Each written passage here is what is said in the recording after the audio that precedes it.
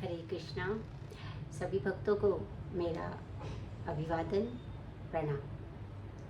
आज हम फिर से भगवद गीता जी का आगे पारायण पठन पाठन प्रारंभ करेंगे। आज हमारा विषय होगा अध्याय 2 के 30वें श्लोक से हम प्रारंभ करेंगे, लेकिन उससे पहले हम करेंगे मंगलाचरण। ओम अज्ञानतिमिरान्धस्य ज्ञानाञ्जनशलाकया चक्षुरुन्मीलितं येन तस्मै श्रीगुरुवे नमः।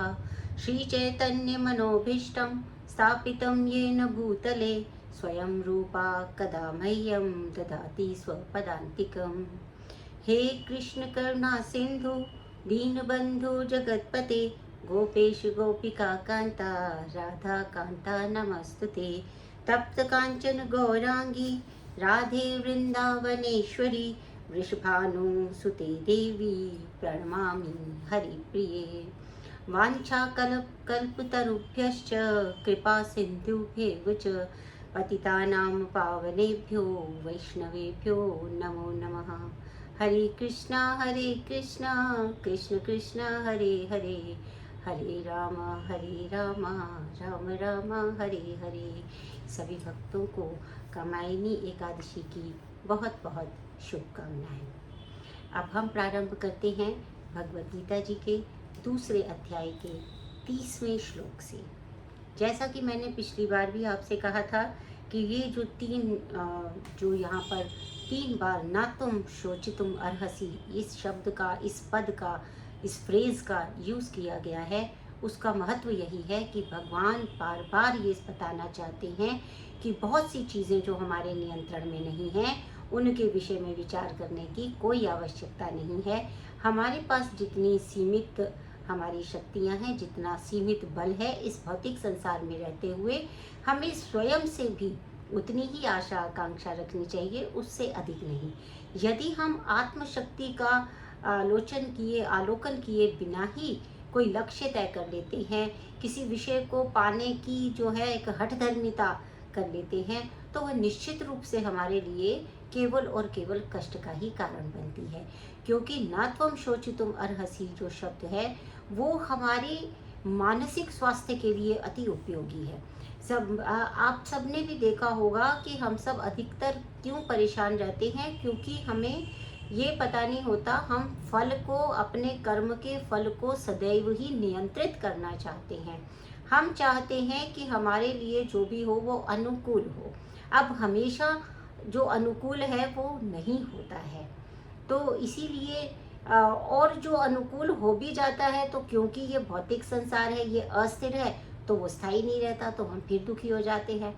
क्योंकि किसी वस्तु का प्राप्त करना निश्चित रूप से सुख है, परंतु फिर वो दुख कैसे दुख में वो परिवर्तित हो जाता है, क्योंकि अब वो जो सुख मिला है वो सदैव रहे, इसके लिए हम जो है वो व्यर्थ ही प्रयास करते रहते हैं। क्योंकि ना तो वो सुख का आना हमारे हाथ में था, ना वो सुख का स्थिर रहना हमारे हाथ में है, और ना ही उस सुख का दुख में परिवर्तित हो जाना हमारे हाथ में है। यह बात हमें समझनी ही होगी। ना त्वम शोचितुम अर्हसि जो है, इसी विषय पर जो है वो बार बार जो भगवान हैं वो उसके ऊपर ध्यान हमारा आकर्षित करना चाहते हैं। तो इस श्लोक में पुनः वही है, देहि नित्योऽयम् अयं देहे सर्वस्य भारता तस्मात् सर्वाणि भूतानि न त्वं शोचितुम् अर्हसि। इसमें फिर से अब भगवान जो हैं वो आत्मा के विषय में जो ज्ञान बार बार दे रहे हैं उसका एक प्रकार से उपसंहार कर रहे हैं। वो अर्जुन से क्या कह रहे हैं, देहि नित्यम अव्ययो अयम, कि ये जो देही है अर्थात जो देह में रहने वाली है, और जो देह में रहने वाली कौन है, आत्मा है।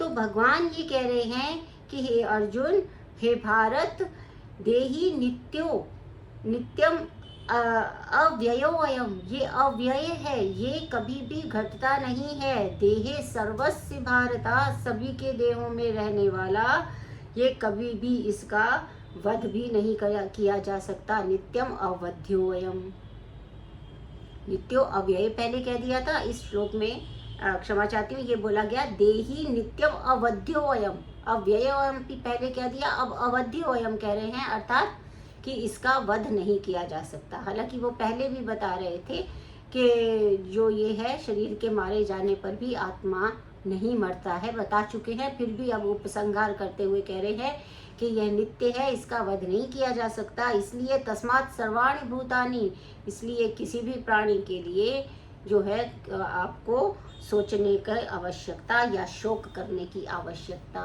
नहीं है, क्योंकि भगवान जो है यहाँ पर क्या कह रहे हैं कि ये अविकारी आत्मा का जो है विषय का उपसंहार कर रहे हैं।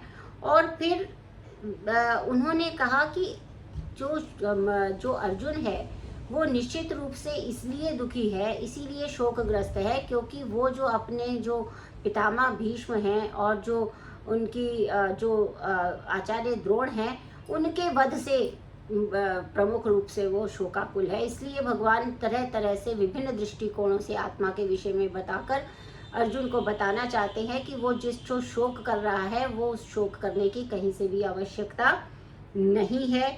अतः उसको जो है ये मानना ही होगा कि जो भौतिक देह होती है वो पृथक होती है। किससे पृथक होती है? उस आत्मा से पृथक होती है, उस जीव से पृथक होती है। और विनाश अगर किसी का होता है तो वो शरीर का ही होता है। इसीलिए उसको जो है अगर वो ऐसा कहे कि आत्मा जैसी कोई वस्तु नहीं होती तो ये वास्तव में असत्य होगा, क्योंकि उसे ये अस्तित्व स्वीकार करना ही होगा। अब इसमें ये होता है कि अब जैसे पहले भी ये विषय आया था कि आत्मा अगर मरता ही नहीं है तो क्या भगवान हिंसा करने के लिए कह रहे हैं? फिर तो किसी भी शरीर की हत्या की जा सकती है। तो नहीं, ऐसा नहीं है। भगवान ये कह रहे हैं कि जब युद्ध के समय जो है, कभी भी युद्ध के समय में वध का जो है वो ऐसा नहीं है कि वध को रोक दिया जाए, वध का निषेध नहीं किया गया है। किसी भी प्रकार के युद्ध में वध का निषेध नहीं किया गया। अरे भाई, युद्ध ही हो रहा है, जब युद्ध हो रहा है तो उसमें एक ना एक का वध होना तो निश्चित है, अर्थात एक ना एक का हारना निश्चित है। क्योंकि हमने पहले पढ़ा था ना कि अपमान भी, जो यशस्वी व्यक्ति होता है उसके लिए अपमान भी मृत्यु के समान है, वो भी वध ही है। तो इसलिए वध तो होना निश्चित है, इसकी आवश्यकता रहती है। और जब युद्ध होता है तो इस हिंसा की आवश्यकता रहती है, परंतु ये हिंसा कब की जा सकती है? भगवान के आदेश पर ही की जा सकती है। इसका क्या अभिप्राय हुआ? अब अर्जुन के पास तो भगवान बिल्कुल सामने थे, चलो हम कह देते हैं कि अर्जुन को उन्होंने आदेश किया, अर्जुन ने युद्ध कर लिया। अब क्या हमारे सामने आते हैं भगवान ऐसे, रोज हमें बताते हैं कि ये युद्ध है, चलो लड़ो? या कभी हमें आकर कहा हो कि ये युद्ध है, तुम लड़ो, जो जिनको तुम मारना चाहते हो तो मर चुके हैं? ऐसा तो कहने हमारे पास नहीं आते। तो अब हम क्या करें? अब हमारे पास तो भगवान नहीं है ना, वो तो भगवान अर्जुन को कह रहे हैं कि भाई जब भगवान का आदेश हो तो युद्ध करो, है ना। तो अब क्या है कि इसका अभिप्राय क्या हुआ? इसका अभिप्राय, भगवान के आदेश का अभिप्राय क्या हुआ? भगवान जो आदेश देते हैं वो यह देते हैं, वो हमें बताते हैं कि हमारा धर्म क्या है। और भगवान के आदेश का अर्थ ये है कि भगवान सदैव ये कहते हैं कि जब भी आप धर्म के मार्ग पे चल रहे हो और जीवन में कोई भी ऐसी दुविधा आन पड़े कि आपको धर्म या अधर्म में से एक का साथ देना हो, तो उस युद्ध को आप हंसते हंसते स्वीकार करो। क्योंकि यदि आप धर्म के ओर से युद्ध करेंगे तो उसके बाद भगवान ने जो अर्जुन को कहा कि जिसे तुम मारना चाहते हो वो पहले ही मर चुका है। इसका अभिप्राय ये है कि सत्य सदैव विजयी होता है, धर्म सदैव विजयी होता है, अधर्म को हारना ही होता है। तो निश्चितीकरण किस बात का करना चाहिए कि मैं धर्म के रास्ते पे चल रही हूँ या चल रहा हूँ। यदि मैं धर्म के रास्ते पे चल रहा हूँ और इसलिए मेरे जीवन में आने वाले जितने भी कष्ट, जितने भी युद्ध, जितनी भी समस्याएं होंगी, उनसे मैं युद्ध करूँगी, युद्ध करूँगा। क्यों करूँगी, क्यों करूँगा? क्योंकि जब भगवान ने कहा है कि अगर मेरे आदेश पे युद्ध कर रहे हो तो फिर वो युद्ध जो है, वो वध, हिंसा जो है, वो हिंसा नहीं मानी जाएगी। अर्थात धर्म के राह पे चलते हुए धर्म की स्थापना के लिए कोई भी कार्य, कोई भी युद्ध यदि लड़ना पड़े और उसमें अधर्म का विनाश करना पड़े तो वह भगवान का ही आदेश है कि ऐसा किया जाए। तो इस प्रकार से ये यहाँ पर सभी के लिए सत्य है, एक जो है अर्जुन के लिए ही नहीं। आगे बढ़ते हैं। अब क्या कहते हैं, स्वधर्ममपि चावेक्ष्य न विकम्पितुं अर्हसि धर्म्यादि युद्धात् श्रेयो अन्यत् अग्निरस्य न विद्यते अन्य क्षत्रियस्य न विद्यते। अर्थात इसका क्या अर्थ हुआ, यो अन्यत क्षत्रियस्य न विद्यते, अर्थात स्वधर्ममपि चावेक्ष्य। हे अर्जुन, अगर तुम अपना कर्तव्य तो देखो, भगवान क्या कह रहे हैं कि तुम अपना कर्तव्य देखो, स्वधर्ममपि चावेक्ष्य, अपना धर्म को भी देखते हुए, ना विकम्पितुम अर्हसि, तुम कभी भी तुम्हें कंपन नहीं होना चाहिए, अपने कर्तव्य का पालन वे करने में कोई हेजिटेशन नहीं होनी चाहिए। भाई भगवान बता रहे हैं कि जो तुम्हारा कर्तव्य है उसको करने में कैसी हेजिटेशन है, कर्तव्य है तो उसमें क्यों हम कांप रहे हैं। धर्म्यादि युद्धात् श्रेयो, क्योंकि धर्म्यादि का जो अर्थ है वो यहाँ पर क्या है, धर्म के लिए, युद्धात् श्रेयो, युद्ध ही श्रेयस्कर है, ना अन्य क्षत्रियस्य न विद्यते, क्षत्रिय का और धर्मी क्या है। भगवान कह रहे हैं कि ना अन्य क्षत्रियस्य न विद्यते, अर्थात क्षत्रिय के लिए और कोई धर्म है ही नहीं। तो क्या कहते हैं, क्षत्रिय होने के नाते अपने विशिष्ट धर्म का विचार करते हुए तुम्हें जानना चाहिए कि धर्म के लिए युद्ध करने से बढ़कर तुम्हारे लिए अन्य कोई कारण नहीं है। युद्धात् श्रेयो न अन्य, युद्ध के अतिरिक्त तुम्हारे लिए और कोई भी कार्य श्रेष्ठ नहीं है। क्योंकि क्यों नहीं है, क्योंकि तुम क्षत्रिय हो।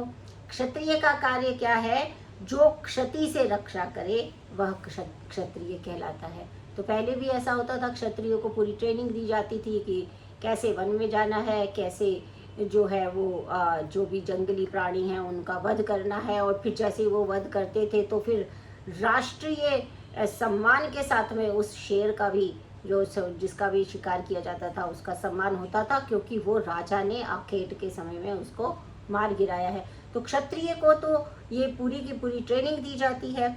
और स्वयं जो अर्जुन हैं वो भी तो बहुत सारे युद्ध लड़ चुके हैं, तो यही वो उनको बताने का प्रयास कर रहे हैं।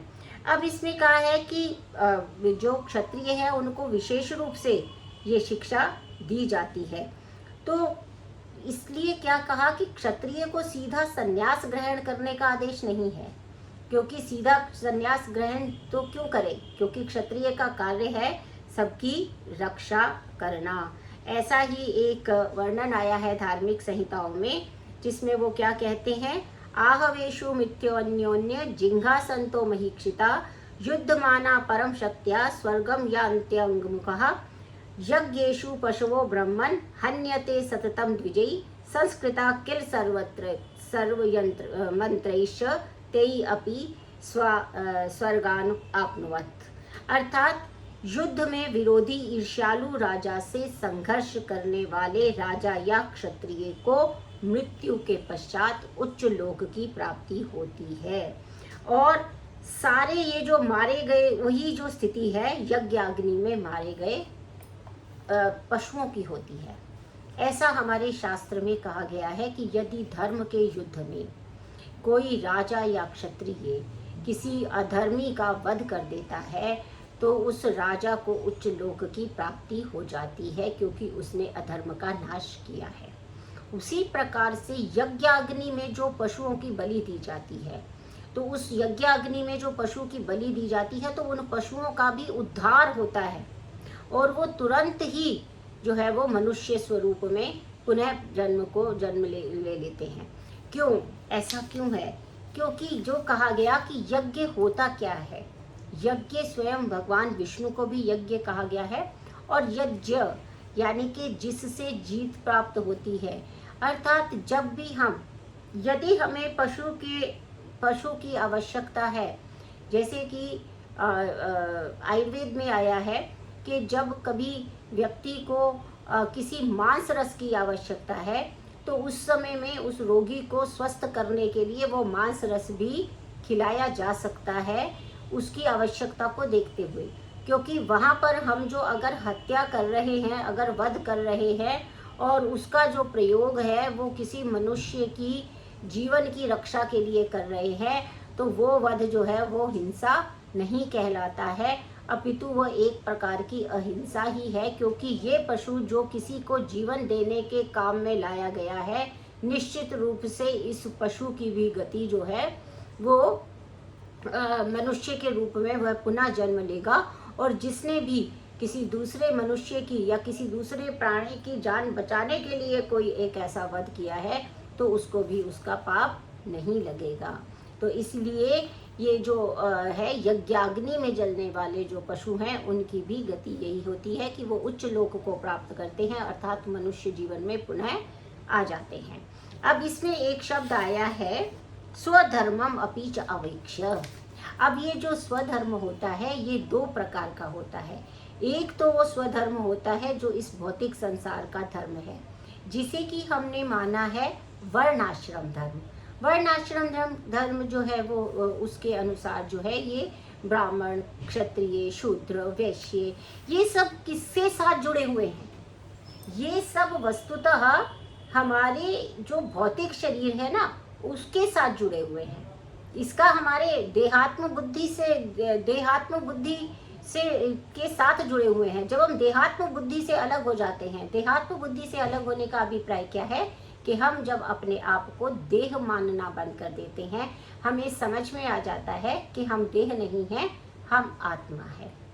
तो एक तो उसका धर्म कौन सा होता है, ये जो क्षत्रिय आदि धर्म है, जो इस समय अर्जुन का क्षत्रिय धर्म बताया जा रहा है, तो ये जो धर्म है ये कौन सा धर्म है? ये वो धर्म है जो भौतिक शरीर में रहते हुए हमारा धर्म है कि मुझे मैं अगर क्षत्रिय हूँ तो मुझे क्षत्र से रक्षा करनी चाहिए, अगर मैं शूद्र हूँ तो मुझे सेवा करनी चाहिए, अगर मैं ब्राह्मण हूँ तो मुझे शिक्षा देनी चाहिए।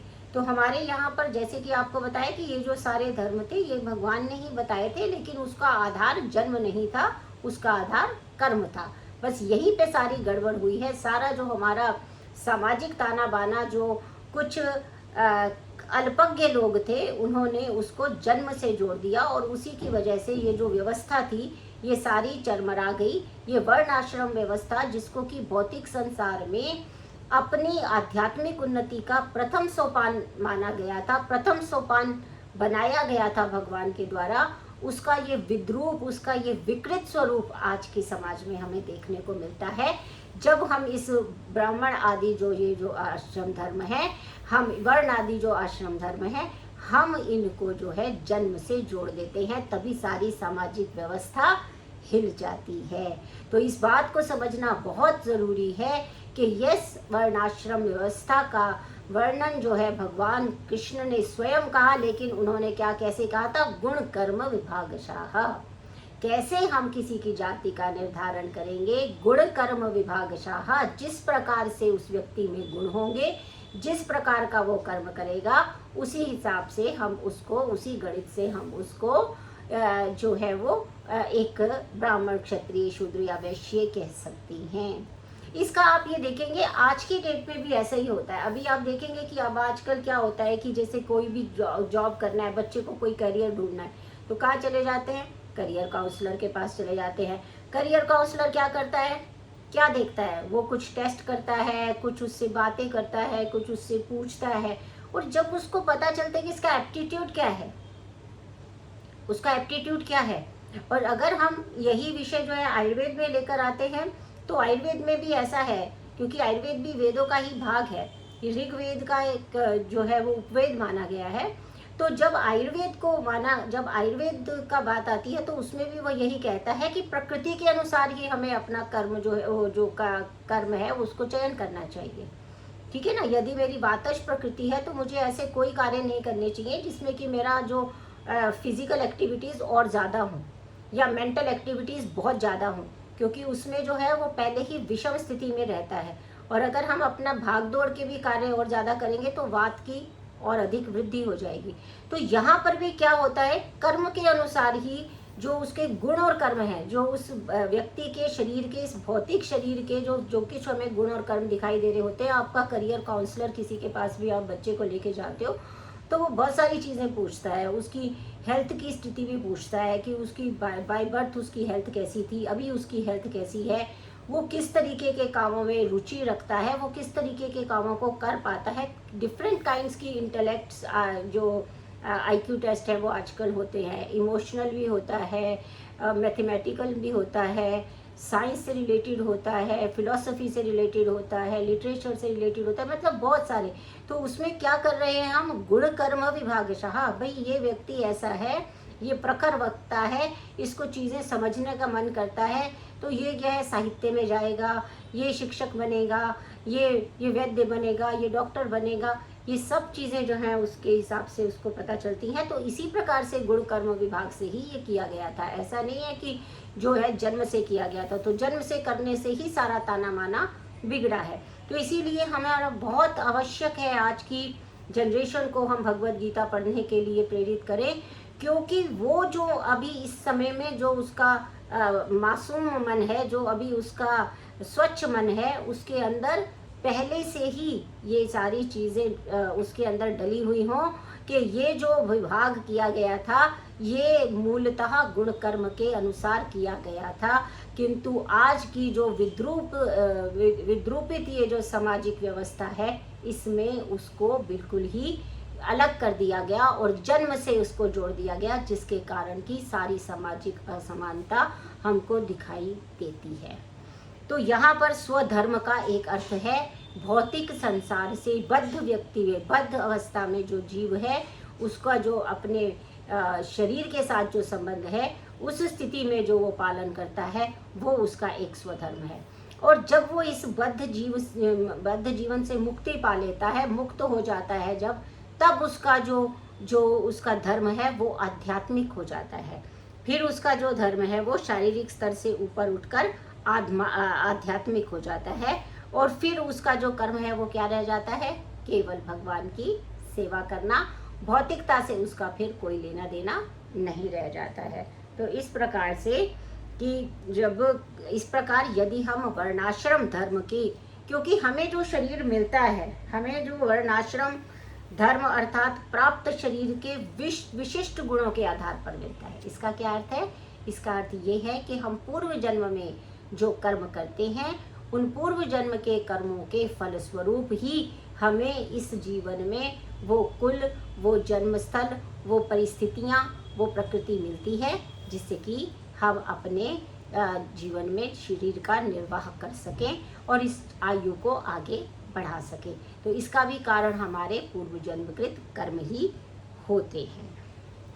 फिर क्या कहते हैं भगवान आगे, यदृच्छा च उपपन्नम स्वर्ग द्वार अपावृतम सुखिना क्षत्रिया पार्थ लभन्ते युद्धम ईदृशम। अब भगवान क्या कह रहे हैं कि देखो हे पार्थ, वे क्षत्रिय सुखी हैं जिनके जीवन में ऐसे युद्ध के अवसर अपने आप प्राप्त होते हैं और जिनके लिए स्वर्ग के द्वार खुले हुए रहते हैं। अर्थात हमेशा किसी क्षत्रिय को ऐसा युद्ध उसके जीवन काल में मिले ही जिसमें वो धर्म को की विजय, धर्म के तरफ खड़ा होकर अधर्म का नाश करने में समर्थ हो, ये बहुत कम होता है। आप देखेंगे हमारे जो सैनिक खड़े रहते हैं हमारे सीमा पर, वो कितना गौरव अनुभव करते हैं जब वो कहते हैं कि हम देश के लिए हम जो है वो मर जाएंगे। और फिर वो कहते हैं कि कितना सौभाग्यशाली था वो जिसने अपनी मिट्टी की रक्षा करने के लिए अपने प्राण न्यौछावर कर दिए। सारा समाज उनको पूजता है, सारा संसार उनको पूजता है, देवता स्वयं पुष्प बरसाते हैं उन पर। क्यों? क्योंकि धर्म के रास्ते पे चलते हुए उसने अपने प्राण गंवाए हैं। तो कम लोगों को ये अवसर मिलता है ना, कम लोगों को ये अवसर मिलता है कि उनके साथ ऐसा हो पाए, ठीक है ना। जैसे एक सॉन्ग भी था, पहले का एक सॉन्ग भी आप सुनते होंगे कि जान देने की रुत रोज आती नहीं। तो क्योंकि जो जान देने की जो ऋतु है वो रोज नहीं आती, अर्थात सभी को ये सुअवसर प्राप्त नहीं होता। भगवान अर्जुन को कह रहे हैं तुम कितने भाग्यशाली हो कि तुम्हारे जीवन में ऐसा अवसर प्राप्त हो गया कि तुम जो है ऐसा युद्ध कर सको। तो वो उनकी जो प्रवृत्ति है उसकी भर्त्सना करते हैं कि युद्ध में वो जब वो कह रहा है कि इसका कोई लाभ नहीं होगा और ये जो है इससे नरक में जाना होगा, शाश्वत वास होगा। और अर्जुन द्वारा ऐसे वक्तव्य जो थे वो अज्ञान से उत्पन्न थे, स्वधर्म आचरण के विरुद्ध थे। इसीलिए भगवान उसको बार बार जो है कि क्षत्रिय को युद्ध भूमि में इस प्रकार का काम नहीं करना चाहिए, क्योंकि उन्होंने ऐसा भी कहा है। पराशर स्मृति में व्यासदेव जो हैं वो क्या कह रहे हैं, क्षत्रिय हूँ ही प्रजा रक्षण शस्त्र पाणी प्रदंडवत निर्जन्य परिण्यादि क्षिति धर्मेण पालयेत। अर्थात क्षत्रिय का अर्थ है कि सभी क्लेशों से नागरिकों की रक्षा करे। इसलिए अरे शांति तथा व्यवस्था बनाए रखने के लिए, क्योंकि उसे शांति और व्यवस्था बनाए रखने के लिए क्या करना पड़ता है, हिंसा करनी पड़ती है। अतः जो शत्रु राजाओं के सैनिकों को जीतकर उसको क्या करना चाहिए, शत्रु राजाओं को जीतकर धर्मपूर्वक पृथ्वी पर राज्य करना चाहिए, क्योंकि धर्मपूर्वक, धर्म का बड़ा महत्व है। तो इसलिए यहाँ पर कहा सभी क्लेशों से नागरिकों की उसको रक्षा करनी है, तभी वो क्षत्रिय होता है। तो इसीलिए भगवान उनको बार बार बता रहे हैं अर्जुन को कि तुम्हारे युद्ध से जो है वो विमुख होने का कोई भी कारण नहीं है, क्योंकि ये ऐसा नहीं है कि ये शरीर कोई रासायनिक वस्तुएं थी, वो एक साथ जुड़ी अपने आप कुछ ना कुछ बन गया, ऐसा नहीं है। इनकी जो है वो आत्मा शरीर के अंदर प्रविष्ट होती है और आत्मा ही शरीर से बाहर जाती है, और शरीर जो है वो वैसे भी नाशवान ही है।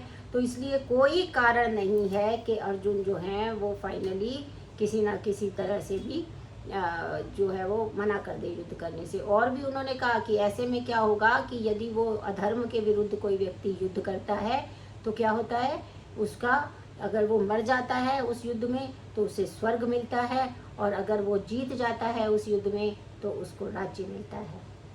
हालांकि यह बात वो पहले भी अर्जुन को बार बार बता चुके हैं, परंतु वो पुनः पुनः इस बात को जो है वो यहाँ पर बताना चाह रहे हैं। तो अगला श्लोक मैं इसलिए प्रारंभ नहीं कर रही कि फिर हम आज उसकी व्याख्या नहीं कर पाएंगे। तो अगली क्लास में हम जो है अब 33वें नंबर श्लोक से, अध्याय 2 के 33वें नंबर श्लोक से प्रारंभ करेंगे। तब तक मैं आप सबका एक बार पुनः पुनः धन्यवाद करती हूँ कि आपने भगवद गीता पढ़ने का ये जो है ये बीड़ा उठाया है, और आपने मुझे समय दिया है, आपने मुझे सुना है। मैं आपकी बहुत बहुत आभारी रहूँगी, क्योंकि आपके माध्यम से भगवान कृष्ण के विषय में चर्चा करने का, उनकी कथा करने का, उनका गुणगान करने का जो अवसर मुझे प्राप्त होता है, उसकी शब्दों के द्वारा उसका भार उतारना असंभव है। मैं आपकी बहुत बहुत आभारी रहूँगी। आप जुड़ते रहिए और हम सब भगवान से के उपदेशों को सुनते रहें, पढ़ते रहें और पालन करने का प्रयास करें। हरे कृष्णा।